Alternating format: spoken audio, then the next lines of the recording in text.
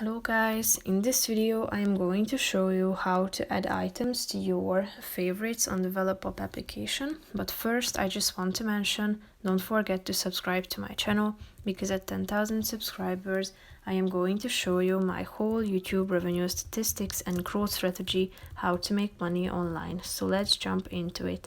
First of all, open the application on your phone. Then you should tap on the home icon down below, which is the first option, and after that select an item, either by typing in its name into the search bar in the middle of the screen or selecting a category below.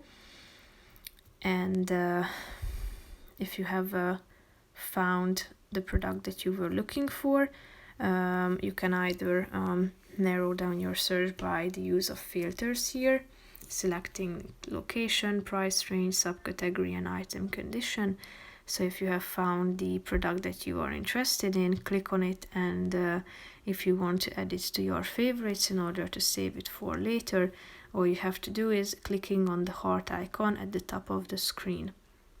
Click on it, and if you go back by tapping on this arrow pointing to the left direction in the upper left corner of the screen, and again, then you will be able to go to your favorites by clicking on the second icon down below, favorites, and here you are going to see all of the products that have been added to this section.